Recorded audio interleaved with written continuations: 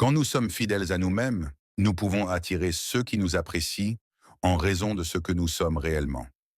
Une telle estime, lorsqu'elle est réciproque, est le fondement d'une amitié véritable à n'importe quel âge. Pour les adolescents et les jeunes adultes, les relations personnelles peuvent être particulièrement difficiles et créer parfois un karma négatif.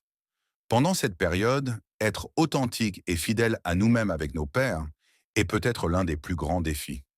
Pendant ces années, nous construisons naturellement notre identité et nous déterminons comment nous pouvons nous insérer dans les groupes présents dans notre vie, à l'école, au travail, quand nous faisons du sport ou avons d'autres activités. En même temps, nous sentons en nous une énergie sexuelle et découvrons la façon de la gérer en nous-mêmes et dans nos relations. Même dans la meilleure des amitiés, l'attraction et l'énergie sexuelle peuvent surgir, mais on peut les traiter d'une manière saine, équilibrée et efficace. Par contraste, si une forte composante sexuelle est la base d'une relation, elle peut en devenir le centre, l'emportant sur le développement d'autres aspects d'une relation saine. Même sans rapport sexuel, une relation peut être trop centrée sur des éléments superficiels de la personnalité, ce qui peut entraîner des conflits mesquins.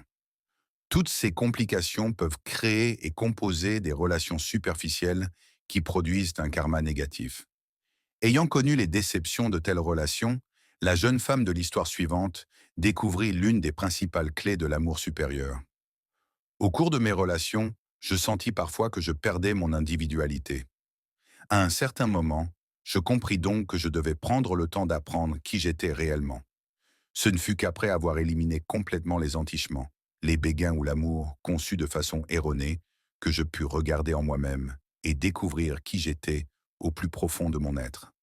Rester célibataire a été l'une des choses les plus difficiles et les plus importantes que j'ai faites dans ma vie, et cela a été la clé de mon bonheur.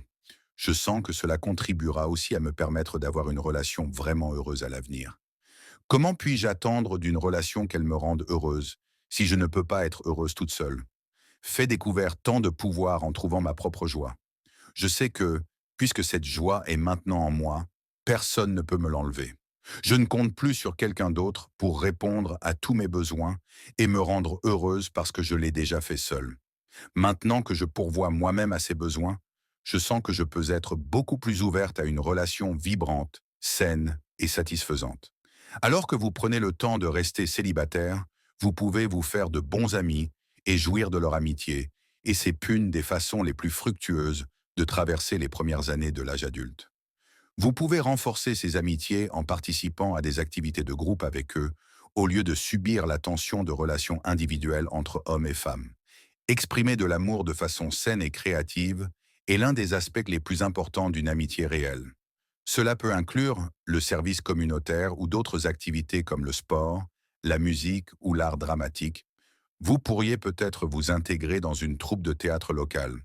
Une amitié de ce genre peut devenir ou non une relation sérieuse ou romantique. Elle peut être éphémère ou durable.